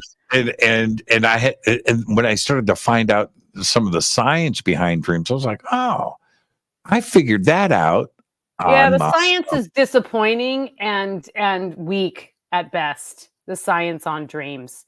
It's another one of those things that no matter how much research you do, I mean, it's a little bit like ghost hunting. Like, it's fun and it's interesting and you can interpret it, but you're trying to hold tangible something that is invisible. It's not tangible, and you're fighting against the very nature of what that thing is. by doing that, right? So like the acceptance that we won't know, the acceptance that, you know, we really won't have all of the evidence, we won't have the documented EVP, we won't have the, you know, whatever, something hooked up to our head to prove that we're lucid dreaming. All we'll have is our own experience and the shared experiences with others, talking about those, and also connecting with people who have had something very similar, because that seems to be a question that comes up a lot. I certainly get that question a lot. You know, people will say, what do you think this is? Or I'll hear a story and that will sort of ring true for me of an experience that I had several years ago that I didn't quite figure out what it was. So it's that encouraging of like talking and telling stories. I mean, that's how we got here in the first place, right? It wasn't because we were just like on our phones playing, you know, Golden Gem or whatever that game is. Everybody likes, I can't play it. I don't know. But it was because people were talking and saying, oh yeah, well, let me tell you a ghost story. Let me tell you what happened to me. Let me tell you why you shouldn't walk down that road at night. You know, things like that started becoming, they are so precious. And the more we do that now, I think like, I'm not eschewing modern technology. Like the fact that you and I look like we're in the same room almost, you know, like we could all, if I go this way, I can almost this way. Wait, which way? Can I touch you? Like that way? Yes, yeah, right. But like just the fact that we can communicate and see each other and it is virtual. It's that virtual reality, right? That is, what if my hand just showed up in your screen? Ooh, what if like like the candle flickered right when that happened? We should coordinate that. Yeah. Sometimes when I'm on Dave's show, we line up. So we must have very similar homes because we both have this kind of like ledge, and every once in a while our ledges line up like just perfect. But his room is like orange. Actually, your room is kind of similar color, and then mine's like dark blue. It's funny. But I mean, that's the miracle of modern technology. So science has actually like gotten us many, many places in that regards, right? So this is beautiful. It's beautiful that you can connect and have this shared storytelling experience. Actually, tonight over dinner, I was telling my son about the whole War of the Worlds phenomenon and kind of explaining like what that was. And so at first, you know, you tell him, oh yes, people were listening to the radio and they thought there was an alien invasion. And he was like, how could somebody think that just from listening to the radio? But then I said, okay, imagine this street, right? Like our house wasn't here. There was completely dark. There weren't street lights. It's the 1940s, right? Was it the 1940s, War of the Worlds? 1939. That's right. Yeah. And so, you know, you're in a small town, you're in a farm, and your entertainment is, so I was like, imagine, kind of like we were talking about before, like imagine not knowing what was going to happen, not knowing, you know, we have all of this great perspective and we have all this documentation and footage, but, you know, people had no way of knowing. And if you miss the disclaimer, which there wasn't in War of the Worlds, that's probably why there's disclaimers today. But like, you know, this happened a few years ago. Actually, when I was working on my book about mermaids, that first documentary came out, Mermaids, The Body Revealed. And it was a mockumentary, although it did contain a lot of historical and very like there were like a lot of the places where they were like showing a mermaid, there was a long history of mermaids, and that was kind of dismissed, which irritated me, but whatever, helped me sell books. But they didn't, if you missed the beginning where it said it was a mockumentary, which most people do, because who watches a show from the beginning anymore? You just walk in. And it was on Discovery Channel, which at the time was very much a science channel. And so people were just like freaking out, you know? And then, so we were talking about War of the Worlds, and then that led to the mermaids, and that actually led to the Blair Witch Project, and how, remember when that came out? And like, it was positioned as if it were this thing that actually happened. rather than like that it was a documentary. These three kids were actually in the woods, not that it was a movie. And then I heard something like really interesting recently because I was listening to this. There's a festival in Ireland in Dublin every year in October called Stoker Fest, and it's all in honor of Bram Stoker, and like all the kids dress like Dracula and run around the city. And one of the guys that was speaking in this lecture I was listening to, was just talking about Bram Stoker and the times and the kind of historical context he was writing in, and where in Irish mythology the vampires kind of came from, and how he wove that in, because of course he was Irish. And he said, well, spoiler alert for anyone who hasn't read it, but Dracula's a vampire. But he said when that book came out, which I think it was like 1889 or something, when it was published. I don't remember exactly, but people did not know that's, and it wasn't billed as a vampire novel. It was like, you read it and you got to chapter 4 and then things started getting real weird, Yeah. Go to Romania. Oh, I'm going. That's like my next big trip. Did you see the article the other day? It was the bodies were buried in the 17th century, 1600s. A female and a child handcuffed. Oh, interesting. Because they were I've seen like the brick in the mouth. That's one. That's in Italy. That's they'll find burials. 100%, man. I'll tell you what, that novel holds up too. Like I was listening to it, which there's a version with like Tim Curry reads one of the roles, and it's fabulous. And there's that whole, like, you forget, okay, that whole novel is told in a series of letters and journal entries. So there's no like one narrative voice. There's like Jonathan Harker's writing in his journal, and then Mina Harker sending letters, and then Van Helsing is sending notes, and so it's all told in like this series of letters. And but there's this. He's describing like he's arrived in the castle and things seem a little off, but he's trying to be polite. And he happens to kind of like, he's already been told, don't go anywhere else in the castle.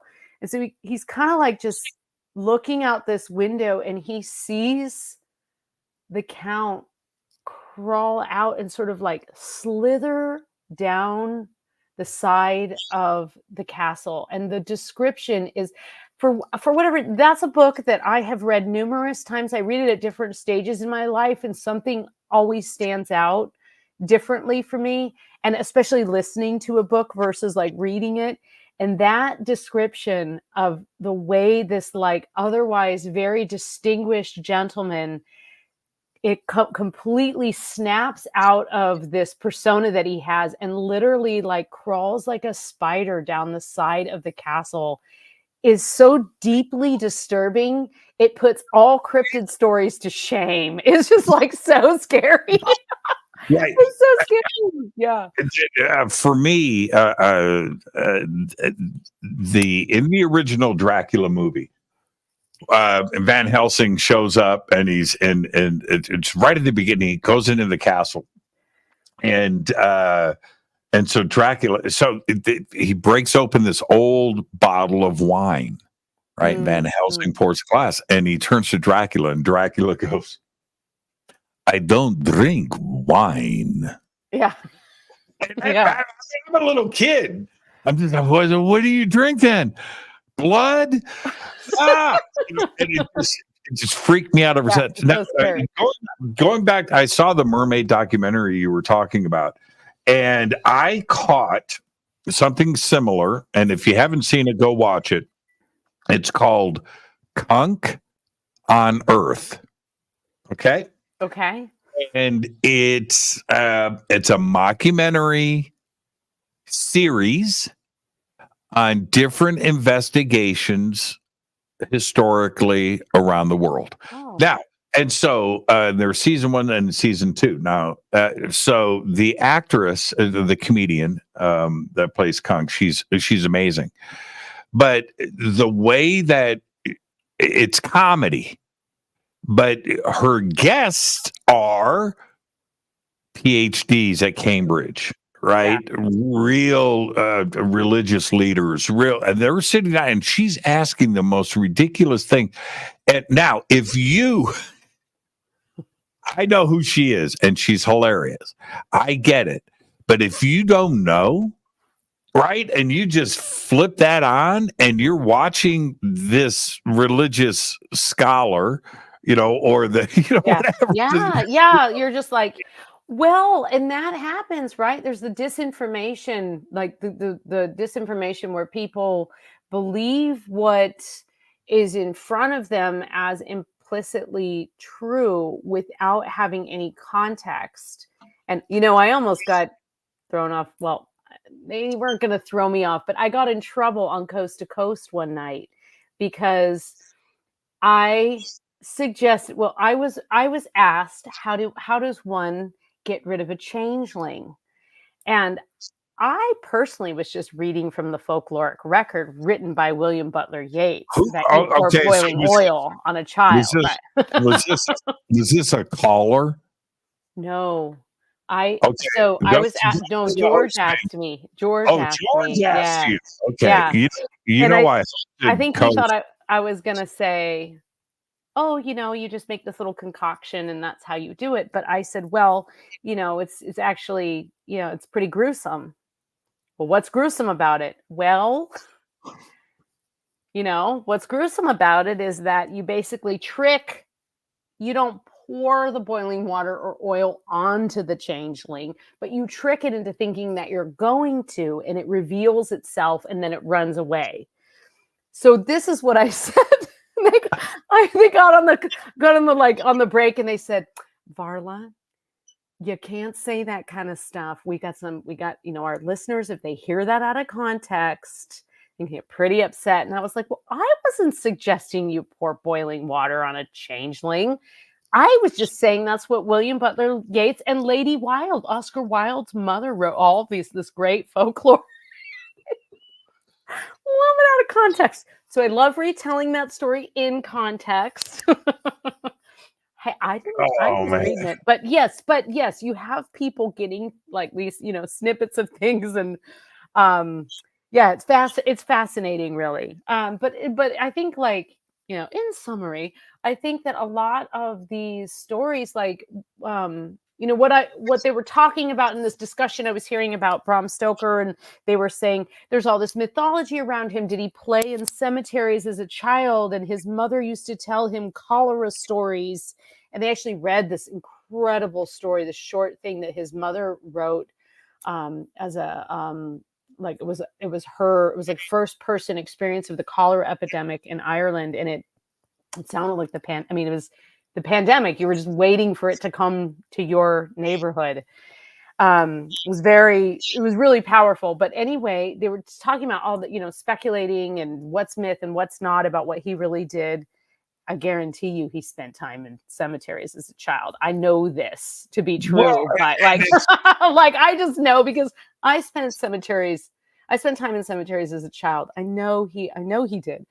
But I think what they didn't really get into, which I was hoping, and that's why I was listening to the whole thing, is that I was hoping they were going to get into the Irish vampires, which take there's several Irish vampires, and they're very, very bloody and gruesome and extreme, and involve cruel men who are buried multiple times, and unrequited love, and just absolutely like really gruesome situations. So I was hoping they were going to get into that, and they didn't. But certainly he grew up with that as the mythology around him. So when he wove the vampire story with Dracula, with Vlad the Impaler and Madame Bathory and all of the things that kind of got mixed together, really the Irish vampire, the deeply cruel and intense Irish vampire, was surely the greatest influence of them all. But there's another part to this. If we swing back to what you mentioned earlier when we were talking about dreams, And if science ever catches up to it, because what was going on in H.G. Wells's mind when he, thought of War of the Worlds or the Time Machine or Bram Stoker and, Frankenstein and Dracula, or some of the great Hieronymus Bosch, right? Yeah. You just go look at one of his paintings and go, what was going on in his head? Well, probably he's painting his dream. Could be. And Bram and others. Now, what if we are able to eventually record in a visual sense our dreams? And how frightening, also how cool, how lovely some of it would be, and beautiful. Yeah. Like, you remember what was that movie? What Dreams May Come? Robin Williams. I forget the co-star. And you remember how visually that movie treated the dreamscape of life after death, with the flowers and the things and the hills but also the scary part about it. Yeah. Where you're stuck in this nether world and you don't know where you are and you don't know how to get out. And I think that a lot of spirits are doing just that, where they're in this nether world, this dreamscape that they don't know where they're, they don't know anything about the reality of it. And that's the part of dreams that fascinates me most. Well, and that may well be, also what really kind of spurned the spiritualist movement, which is the foundation for what, like, we're even talking about today, to talk about dreams, to talk about, the signs around us, our interpretations of things, the idea that there are these messages coming through, and certain people are conduits for them. And I think, especially at the time, again, going back to Victorian times, like we're talking like hardcore Victorian era, early colonial colonization of America, it's glamorized, right? It's glamorized from a historical perspective. But in the reality, the things that people were facing on a daily basis, the poverty, the dirt, the unknown, the fear of losing everything, the desire to have, to hit it big, the gold rush, all of those things. And just going back to those times and trying to think of, like, trying to get these messages. And something that you said, I have to share this with you because it's one of my favorite stories. And it's this, I won't tell the whole story, but there's this incredible story of this woman named Emily Grant Hutchings, who in 1915 made contact through a medium with who they all claimed was the ghost of Samuel Clemens, aka Mark Twain.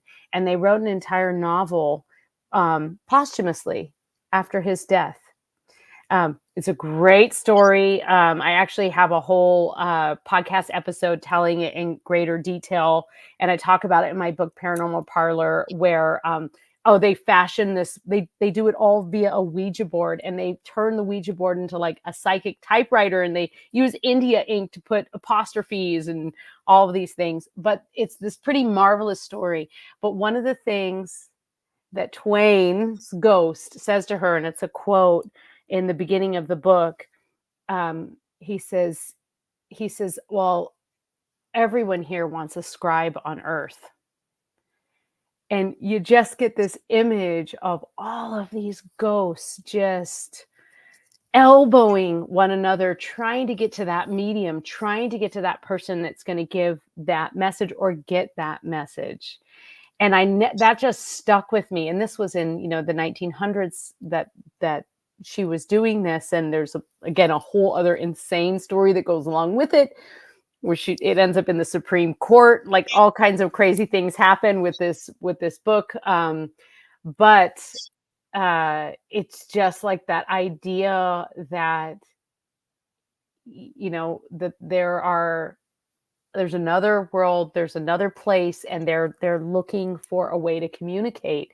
That was really the apex of spiritualism, and the idea that, the snippets that we get in dreams, the snippets that we get, there's so many theories, like, is it a glitch? Is it a doppelganger? Is it are we going back in time? Are we going forward in time? Are we seeing ourselves? There's so many theories, and we don't really know, right? We're just playing around and talking about it, because anyone who says they know is lying, right? Like, they can know for themselves what they've experienced, and we can share what we know historically and collectively.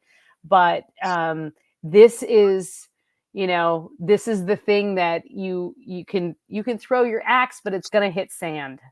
It's like. Yeah, I love that though. And there are, I have a few friends that are really gifted mediums, and so much so that I won't talk to them about it. Right? I don't want I know to what you know. mean. Yeah, I don't want to know if I've got somebody sitting next to me right now on the couch. I don't want to know. I did no. Yeah, I see dead people. Cool. I know. I had a friend that couldn't walk by cemeteries, and he knew Yeah, how much I love cemeteries. And every once in a while, he would buckle up and he would go with me on a walk to the cemetery. And he said, "I have a difficult time walking by cemeteries because I hear so many things." I when my mother passed away, it was about 5 years ago, and she was ill for a long time, and so it wasn't something we were all prepared for it. And anyway, I, like Santa Claus, there are certain rights we have as individuals, right? And one of the things that I have expected and wanted and waited was that when that she's going to come visit me. It never happened. It hasn't happened yet. Yeah, but that's okay. So it's been 5 years. There was, but something did happen, and it was this. I used to have these dreams that would repeat about my mom and my brothers and sisters and stuff, just doing strange things, and not worth the detail. But those dreams stopped. Like they interesting. Boom. Like, I don't dream about her at all. It's weird. And I used to dream. I mean, it was like, Do you ever have dreams with other people who have passed away? I'd have to think about that. Not really. Not really. No. Okay, No, not but really sounds like a yes. So. Well, no, my dreams, especially the ones that I repeat, are they're about me on a quest, whatever it may be, that doesn't end. Oh, well, that's nice. Yeah, no ending. No ending. No Okay, ending. wait, this is my favorite dream question. I like to ask people who like to talk about dreams. And I had a whole section on dreams, by the way, in my book, and I cut it. I had to cut something, and I cut the whole dream chapter. And it included this really creepy story by Montague Rhodes James. I believe that's who wrote it, about a person that has a dream in which they go to a puppet show and they see it's a Punch and Judy puppet show, and they witness a murder. And then that murder takes place in real life. It's really, really dark and super creepy. But anyway, I always like to ask, do you fly in dreams? And if so, what is your method? Okay.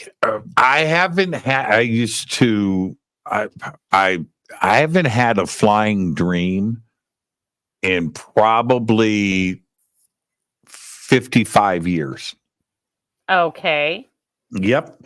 Now, the only flying dream that I had, that I used to have all the time when I was a kid, was me flying. I would run in our backyard and jump, and I would fly, and I would run and jump, and I would fly and hover around over our playground that was in the backyard on this army base, and I would wave and try to get the attention of my brothers and sisters and friends that were playing, but they would never look up at me. Now that was my flying dream. And I would try to get their attention, and then I would try to land, and it would take me forever. I couldn't land. But that was it. And then they just stopped. I haven't had a flying dream since I was a kid. You might have one tonight, Jimmy. Maybe. You might. Maybe. Once you get to Vegas, you got a long drive ahead of you. Well, Maybe. It's interesting because, I've had many, many flying dreams, and it wasn't until probably about 15 years ago I was having a conversation with one of my sisters who also has flying dreams. And she said, well, how do you fly in your dream? And we had totally different methods for flying. And that's when then I started asking people, do you fly in your dreams? How do you fly? Because I find it really interesting, because everybody kind of has, some people swim, some people kick, some people just float, some people it's really, it's a good table topic. So as people are mingling this weekend in Vegas, if you're running out of something to say to one another, ask about their flying method. I would run towards the sandbox and jump. And I think I flapped a little bit, but I did more soaring. I did more soaring action. But the problem was always trying to get back on the ground. Yeah, I couldn't land. It was like I would stay in the air, and I would struggle landing. But there you go, Varla. You gotta go. I do. VarlaVentura.net. All of your books are there, and people can reach out to you. Yep. You can find all of my books. They're on my website. You can just go on, whatever bookshop you buy things from, Amazon, bookshop.org, your regular brick and mortar. All my books are miraculously in print still. And of course available on as ebooks as well. Nothing's audio right now, which is a crying shame in my opinion, but well, I do both. I love Audible. I do, especially at night. I use it to get to sleep. Yeah, it's hard for me not to do that now. It's a weird habit that I've developed. I know. I had a concussion a few years ago, and then I started listening to audiobooks because I'm a big reader and I love reading. I read like multiple books a week, and I started listening to books, and I was like, "Oh, this is really different." And as a writer, actually, listening to books gives you a very different perspective, like different things stand out. So now I do it as a writing technique, as a method to improve my own writing, to think about phrases that stood out, or the way a person said a scene, or if there's just a really, really fabulous line in there. So I do the same thing. I have a stack of books on my nightstand. And so I'm always reading, right? And I'll read for half hour, as soon as I get into bed. I like doing that. But when I'm I'll and then I turn on Audible. I cannot go to sleep without. Jimmy, put on this, it's a newer edition of Dracula and just look for the one that has Tim Curry. And there's another actor, I can't think of his name, but it's very enjoyable. It's a very enjoyable read it's not just one person reading it, because there's multiple characters in there. And because it's done in journal style, you have Mina and Lucy and everybody kind of like reading in their own voice. But I have such a different perspective on Dracula now than I had when I was a teenager, when I first read it, when I was like 13. I think that was the first time I read Dracula. And then I read it again when I was in my 20s, and then again in my 30s, and then again in my 40s. And now I'm listening to it. So it's fun to do that. Thank you so much, Varla. I look forward to the next time you're on the show. Great, amazing. Thank you. Thank you so much. Thank you. And drive safe and have fun this weekend. Behave. Don't do anything I wouldn't do in Vegas. Behave. I'll talk to you. Thank you, Varla. Thank you. What a perfect show tonight. And yes, I'm going to wrap because I'm going to turn around and head to Vegas. So listen, everybody, have a great, fun, amazing weekend this weekend. You know what I'm doing. I'll be posting. I will do some live streaming and do all of that fun stuff too as well. So if you can't make it to Vegas, you'll be with me virtually.